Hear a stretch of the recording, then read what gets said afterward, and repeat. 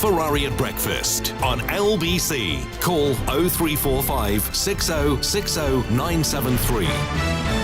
10 minutes before 8 is the time. Back to our conversation concerning Sir Lindsay Hoare's intervention in that story. But let's go back to the importance of events in Ukraine. Many people, of course, I think there is a fair argument why we're fixating on what might or might not be happening about MP's legs when we're seeing what's going on in Ukraine. But let's get the latest on that.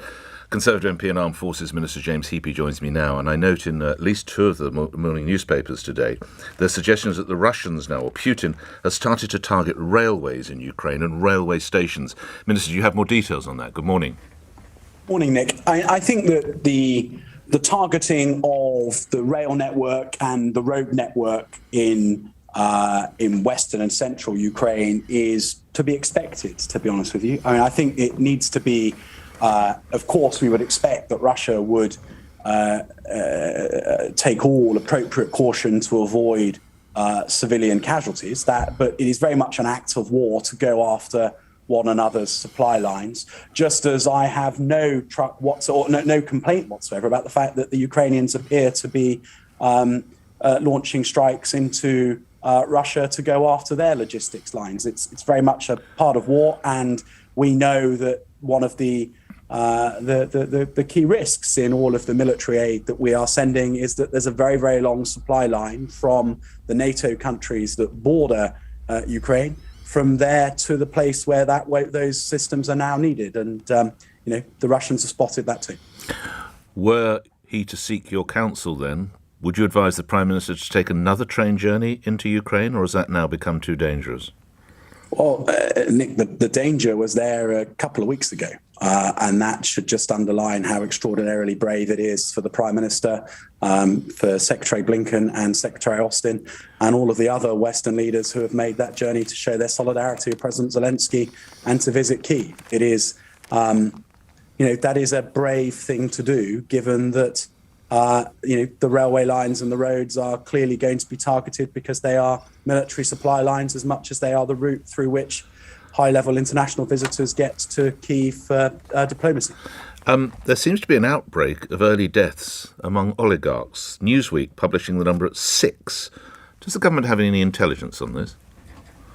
Not that I'm aware of. I think that we are all aware of the sort of methods that the Kremlin have used in the past to go after people who show dissent, both within Russia and beyond, including on our own soil. I think that, as Ben noted after he and I were banned from Russia the other weekend, he was rather relieved because they have a nasty habit of disappearing defence ministers that Putin disagrees with. But I don't have any direct intelligence about the thing to which you refer, but it all seems part of the standard Kremlin playbook, to be honest. What about the idea that identities of more than 100 potential British Army recruits have been hacked from a UK defence computer in a possible Kremlin intelligence sting? Do you have anything on that? Well, I think if they were hacking the recruitment system, that is clearly a very poor reflection on our own IT, and I'm aware of those reports, and I know that my colleague Leo Doherty, that looks after recruitment, has ordered an urgent review of our IT security as a consequence. But That feels like a very odd intelligence target, given that you would be targeting the newly trained, very junior soldiers. I would have thought that the Kremlin would have had higher intelligence targets than that. But still, there's a point about our own IT security, and then a sort of question about whether or not that's really something the Russians would want to go after. Minister, will a meeting without tea or biscuits take place concerning those who've allowed this breach? Yeah, absolutely. I think Leo, like Ben Wallace, is a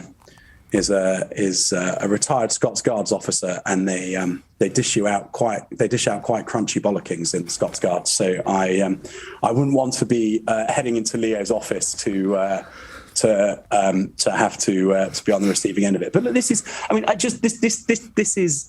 we got to get the basics right. It's all well and good sending all the stuff that we are to Ukraine, and that is proving decisive. It's having genuine strategic effect. But at the same time, the MOD needs to do the small things right as well. I think by and large we do. This is a fantastic organisation within which to be a minister.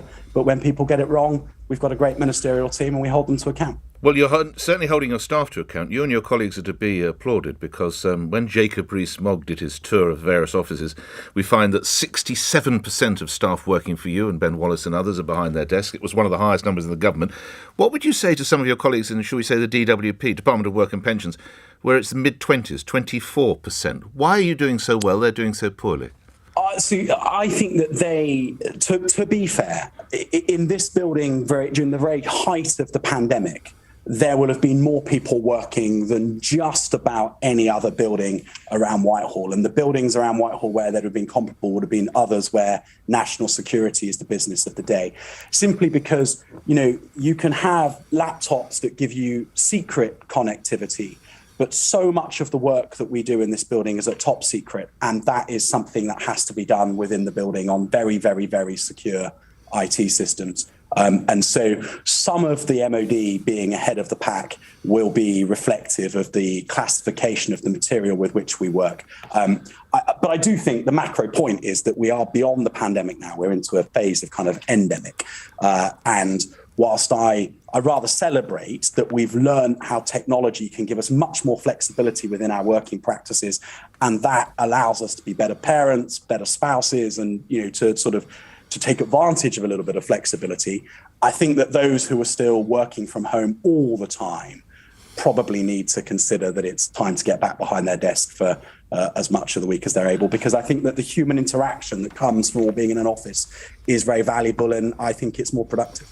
Minister, last couple of points. I sense you'll be on exactly the same page as I with the newspaper that wrote that article about Angela Rayner. The content was offensive and ugly and misogynistic.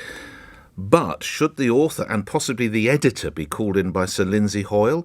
Is this not an interference with the workings of a free press? Minister? No, because I think if Lindsay had gone down a route of threatening the access of that journalist to House of Commons, that would have been a mistake, but he hasn't. I wasn't in the chamber to hear him make his statement, but what I understand is that he made the point that he jealously guards freedom of speech and the rights of a free press. But I do think that as the Speaker of the House of Commons, he is responsible to all 650 members. And a lot of female, in fact, all female colleagues that I've spoken to since Sunday have reflected to me that what was said about Ange is reflective of what they have to deal with day in, day out. And I think for the Speaker to just turn around to Fleet Street and say, look, these people who come here, whether they're male or female, hold them to account, scrutinise what they say. But fundamentally, they are decent people driven by a sense of mission to serve their communities in our country. And, reflecting, and this sort of misogyny should just have no place in how their work is reported. I think that's a good thing for the Speaker to be doing. I think it's important that the Prime Minister, me and everybody else, men, stand up for the fact that our female colleagues shouldn't have to put up with this sort of crap. Lastly, it was reported that next week, the local elections, there is a possibility Conservative losses could be in the high hundreds, 700, 800 councillors. That would be the end of the Prime Minister's tenure, wouldn't it, as leader of the party? Well, look, let's see what happens. My reflection is that on the doorstep, it's not as bad as I think in the Westminster bubble people think. I don't think it necessarily reflects what the national polls are showing either. But the British people are infinitely wise, whether that be in referenda, general elections or local elections, and they will make their voice heard, and politics reacts because that's how politics works. In the meantime, today the Cabinet is meeting to discuss the cost of living. That is because that is the number one priority of people in this country. And that's what government must continue to do, to deliver on the people's priorities. And right now, that means helping them with their bills at the end of each month because people are struggling to get by. Grateful for your time today, Minister, as ever. Thank you. Armed Forces Minister James Heappey appearing here on LBC, where at 8 o'clock, it's almost exactly, Thomas Watts has the LBC headlines. On your radio, on Global Player, and Play LBC. leading Britain's conversation.